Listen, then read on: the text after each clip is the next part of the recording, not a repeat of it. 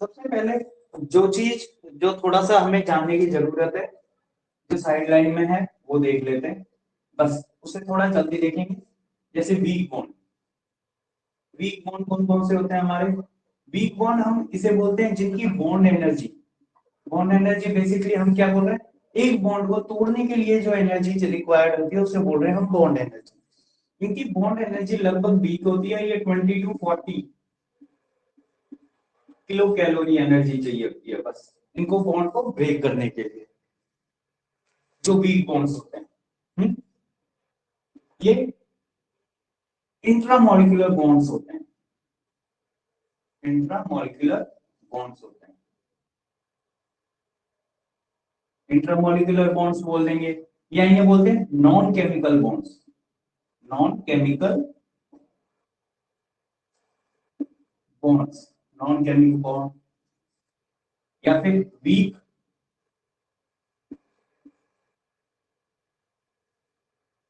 Van der Waals bonds, weak Van der Waals bonds बोल देते हैं। बहुत ही वीक बॉन्ड्स होते हैं वीक वंडरवाल बॉन्ड्स। इसी में साइड में अगर रखें तो एक हाइड्रोजन बॉन्ड भी आता है, वो इनके कंपैरिजन में थोड़ा सा स्ट्रॉन्ग बॉन्ड होता है, लेकिन नॉन केमिकल बॉन्ड है तो इसमें ले लेते हैं हाइड्रोजन बॉन्ड। हाइड्रोजन बॉन्ड भी हमारे दो तरह के होते हैं, एक होता है इंट्रामोलिकुलर हाइड्रोजन बॉन्ड, तो एक ही मॉलिक्यूल के अंदर होता है इंट्रामोलिकुलर हाइड्रोजन बॉन्ड। एक होता है intermolecular hydrogen bond, inter molecular hydrogen bond, intermolecular hydrogen bond. जैसे हाइड्रोजन, क्लोरीन, फिर गए, फिर हाइड्रोजन, फिर क्लोरीन, तो अलग अलग मॉलिक्यूल के बीच में, इसलिए इंटरमोलिकुलर। और ये सिंगल एक ही मॉलिक्यूल के बीच में रहता है, इसलिए इंट्रामोलिकुलर हाइड्रोजन बॉन्डिंग। जैसे इधर ले लेते हैं NO2 के बीच में है, और इधर इधर अगर हम लेते हैं तो OH ले लिया हमने, इनके बीच में बन गया तो intermolecular, intramolecular hydrogen bond. Weak van der bond में हमारे कौन कौन से बॉन्ड्स आ जाते हैं? London force, London force, Keesom force, Keesom force, Debye force. अगर किसी और बुक में दिया होगा, इन्हें बोल देते हैं dipole dipole interactions, dipole dipole interactions हो गए, आयन डाइपोल इंटरेक्शंस हो गए, इंटरेक्शंस। ये आपके कोर्स में अभी नहीं दे रखे थे, इसलिए मैंने थोड़ा जल्दी जल्दी बताया थे, नहीं तो इनको भी डिटेल में पढ़ा जा सकता है कि लंदन फोर्स क्या होता है, weak Van der Waals force model. Basically ये किसकी वजह से आता है? इंडक्शन की वजह से आता है। एक चार्ज को अनचार्ज के पास ले गए तो उसके अंदर पोल जनरेट हो गए, तो उनके बीच में एक माइन्यूट बॉन्ड बन जाता है जिसे वीक बॉन्ड बोलते हैं। Dipole dipole interaction, ion dipole interaction, ये बहुत वीक होते हैं। इनकी बॉन्ड एनर्जी क्या है? लगभग 20 to 40 किलो कैलोरी तक ही होती है। ये हाइड्रोजन बॉन्ड आगे चल के जो हम पढ़ेंगे, वाटर के अंदर कौन सा बॉन्ड मिलता है? हाइड्रोजन बॉन्ड मिलता है। बहुत इंपॉर्टेंट बॉन्ड है आपके लिए वाटर के अंदर जब पढ़ेंगे यूनिट 2 के अंदर। इंटरमोलिकुलर हाइड्रोजन बॉन्डिंग जो एक ही मॉलिक्यूल के अंदर होगा, इंटरमोलिकुलर हाइड्रोजन बॉन्डिंग जो दो अलग अलग मॉलिक्यूल के बीच में होगा। आगे बढ़े, चलो।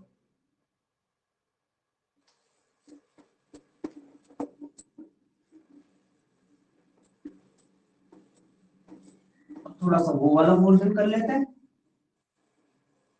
जो आपके कोर्स में दिया हुआ है, बॉन्ड का स्ट्रॉन्ग बॉन्ड, जिन्हें बात करते हैं हम as compare to strong bond. Strong bond का मतलब है ऐसे बॉन्ड जिनकी बॉन्ड एनर्जी ब्रेक करने के लिए लगभग 200 किलो कैलोरी चाहिए। ऐसे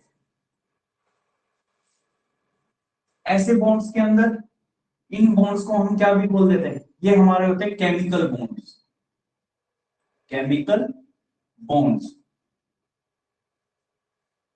ऐसे बॉन्ड जिनके अंदर इलेक्ट्रॉन का पार्टिसिपेशन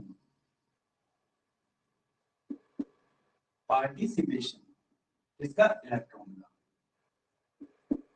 तो केमिकल बॉन्ड स्ट्रॉन्ग बॉन्ड होंगे जिनको तोड़ने के लिए बॉन्ड एनर्जी लगभग कितनी 200 किलो कैलोरी चाहिए, ये हमारे केमिकल बॉन्ड कंसीडर होते हैं। इसमें इलेक्ट्रॉन का पार्टिसिपेशन होता है, यानी इलेक्ट्रॉन का आदान प्रदान होता है। सबसे पहला बॉन्ड ले लेते हैं हम आयनिक बॉन्ड।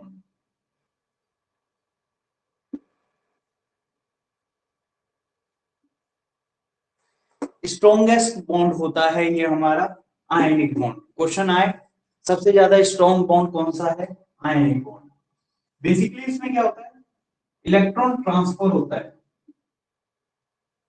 इलेक्ट्रॉन ट्रांसफर होता है from electropositive element to electronegative element, यानी एक वीक एलिमेंट से एक स्ट्रॉन्ग एलिमेंट की तरफ इलेक्ट्रॉन ट्रांसफर होंगे। जैसे मैं बोल देता हूं हाइड्रोजन, हाँ चलो ये ले लेते हैं सोडियम क्लोराइड, इसके अंदर क्या हो रहा है, इलेक्ट्रॉन ट्रांसफर होता है। अब देखो सोडियम का एटॉमिक नंबर होता है 11, इसका होता है 17, इसमें से एक इलेक्ट्रॉन निकल के इसमें चला जाता है, इसमें चला जाता है, तो इसमें क्या चार्ज आ जाता है, सोडियम पॉजिटिव, इसमें नंबर ऑफ इलेक्ट्रॉन कितने रह जाएंगे 10, और इसमें 18, इसमें नेगेटिव चार्ज आ जाएगा। इलेक्ट्रॉन्स की बात कर रहे हैं, एटॉमिक नंबर की। आयनिक बॉन्ड में होता है कंप्लीट ट्रांसफर, किसमें, complete transfer of electron, complete transfer of electron from electropositive element to electronegative element, इसलिए बोलते हैं इसे आयनिक बॉन्ड। दूसरा बॉन्ड जो स्ट्रॉन्ग बॉन्ड है लेकिन as compare to ionic bond थोड़ा सा हल्का सा कम होगा, covalent bond. Covalent bond, basically covalent bond किससे बनता है, sharing of electron, sharing of electron, यानी कोई भी एलिमेंट जिनके बीच, जिनके पास एक के पास इलेक्ट्रॉन ज्यादा है एक के पास है, दोनों अपने इलेक्ट्रॉन किस में रख देंगे, बीच में रख देंगे। बीच में इलेक्ट्रॉन रख देंगे, दोनों अपना टाइम आने पे, जैसे सिंपल एग्जांपल है ऑक्सीजन और हाइड्रोजन, इसके पास देखो 1 2 3 4 5 6 1, इस तरीके से देख सकते हैं। देखो जब इसे अपने ऑक्टेट कंप्लीट करना होगा तो ये अपना ऑक्टेट इस तरह से कंप्लीट कर लेंगे, जब इसे अपना ऑक्टेट कंप्लीट करना होता है इसे, ये अपना ऑक्टेट इस तरह से कंप्लीट कर लेते हैं, इसे बोलते हैं sharing of electrons, sharing of electron,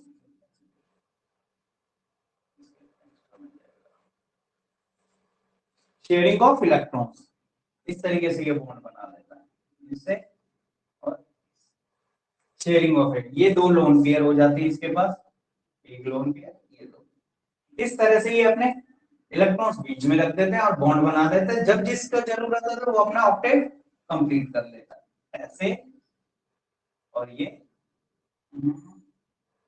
ऐसे अपना ऑक्टेट कंप्लीट कर लेता है, शेयरिंग ऑफ इलेक्ट्रॉन से बॉन्ड बनता है, कोवेलेंट बॉन्ड। तीसरा बॉन्ड जो आप लोगों पे है नहीं फिर भी बता देता हूं, coordinate bond,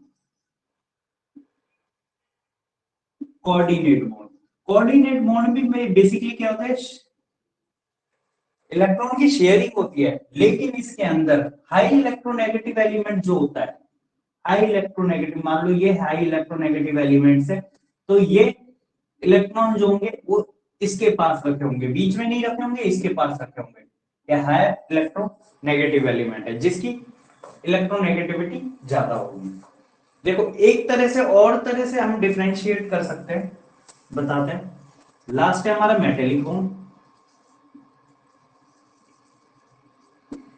metallic bond, basically कि मेटेलिक बॉन्ड किसके अंदर होता है, मेटल्स के अंदर होता है। ऐसे बॉन्ड जो किसके बीच में बनते हैं, मेटल और मेटल के बीच में बनते हैं, और केवल किसमें, मेटेलिक क्रिस्टल्स में,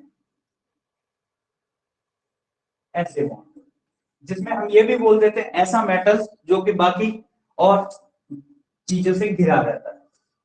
अब देखो आयनिक बॉन्ड हम किसे बोलते हैं, आयनिक बॉन्ड की दूसरी डेफिनेशन एक होती है इलेक्ट्रोनेगेटिविटी।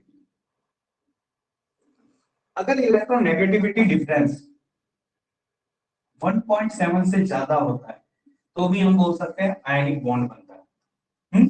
आयनिक बॉन्ड बनता है, ये बेसिकली किसके बीच में बनता है,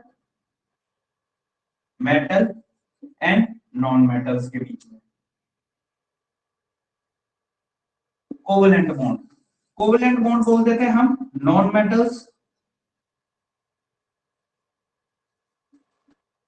और नॉन मेटल्स के बीच में बनता है। मेटेलिक बॉन्ड मेटल्स और मेटल्स के बीच में बनता है।